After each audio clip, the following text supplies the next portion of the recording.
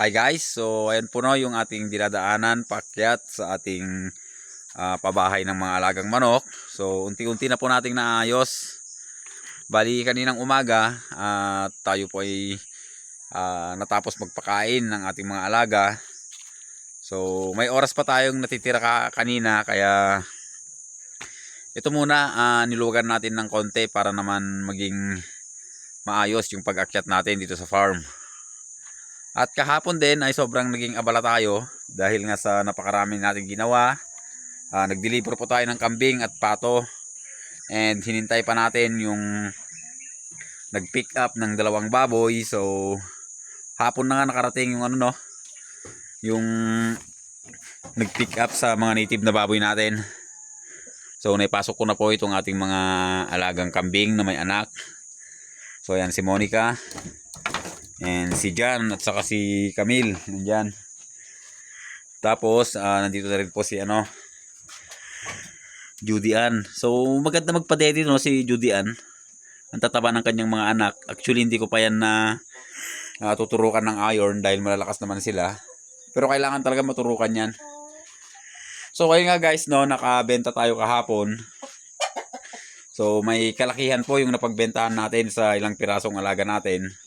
Kaya tayo po ay nagpapasalamat sa mga bumili. And first time po natin makabenta ng ganung kahalaga. Medyo maganda po yung napagbentahan natin. Although noon nakaka 10,000 tayo noon sa ating heritage chicken sa isang araw.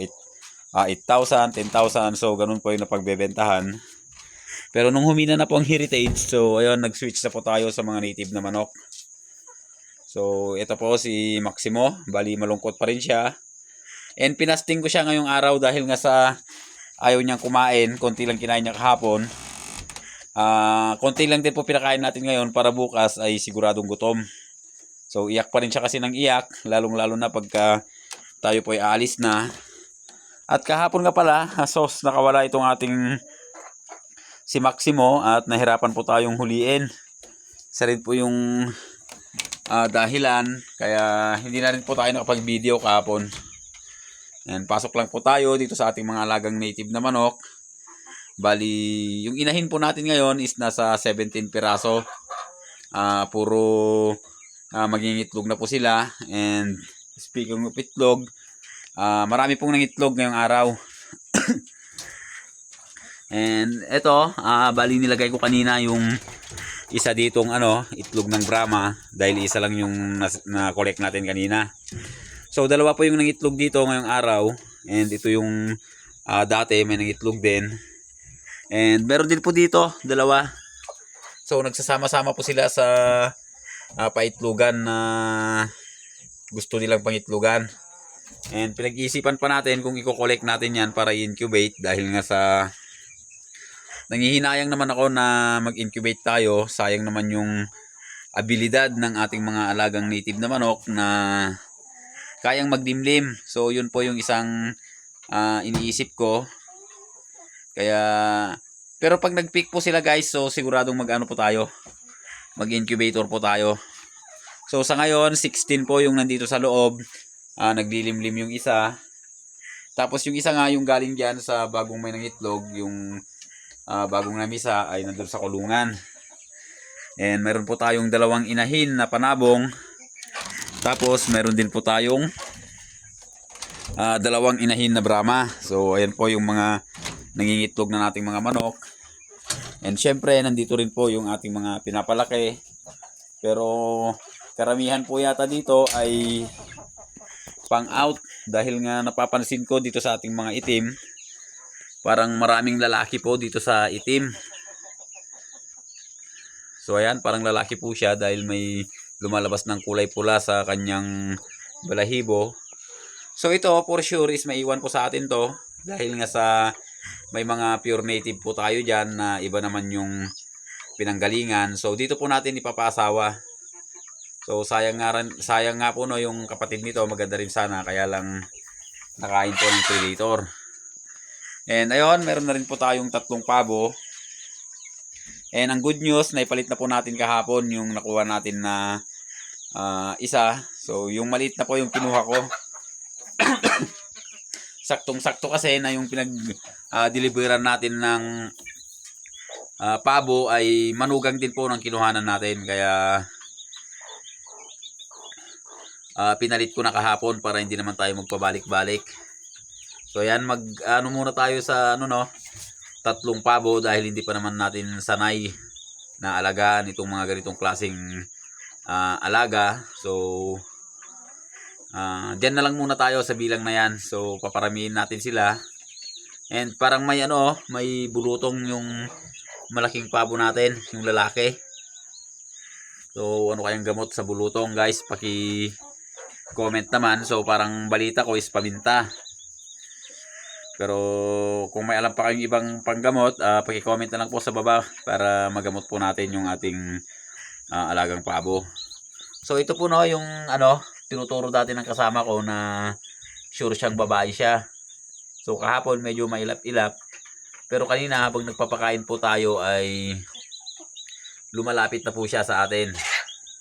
And doon naman po sa in-incubate natin, hinalo ko na po dito yung mga sisiw. Sayang naman kasi na mag-incubate pa tayo, ilang piraso lang naman. And ang naging mali natin, tinanggal agad natin yung kanyang mga itlog or yung mga itlog sa incubator. So nung pinakain natin sa sa native na baboy ay sisiw na. So masyado kasi tayong nagmadali. So lesson learned na lang sa susunod is hintayin na lang talaga natin yung pinaka niya. Tapos itong dalawang natin nakapahinga muna. Dalawang broodcock. So problema ko guys itong talisain din natin, namumuti yung kanyang mukha. So pinaliguan ko na dati yan pero bumabalik. So ano po kayang magandang igamot diyan? Kung may nalalaman po kayong panggamot sa ganyan or anong sakit yan. So hindi naman siguro sakit parang po yan, parang buni sa kanila. Dahil natanggal naman yan nung nakaraan, bumabalik nga lang. So, ayun po guys, paki-comment na rin po kung anong pwede nating ilagay dyan na pwedeng maipahid. Para naman, so, mayroon din tong bulutong tong isa natin, tong puti Ayun, yung medyo itim niya sa Tapos ito, medyo malala guys kasi parang humihiwalay sa tuka yung hindi kasi makita Ayun, parang humihiwalay sa tuka yung kanyang balat. Ayun guys makikita nyo. So, maselan din pala yung mga pabo guys And syempre nandito yung ating mga Brahma guys. Nag-stop mag-itlog yung isa. Dati dalawang na kukulik natin everyday. And ayun, bumalik na nga po tayo sa usapan guys yung kahapon nakapagbenta po tayo. And medyo malaki-laking halaga. Kaya medyo nagpapasalamat talaga tayo. First time po natin makabenta ng ganun kalaking halaga. Pero sana hindi na po yun yung last. Sana magtuloy-tuloy pa dahil para may pang naman tayo dito sa farm.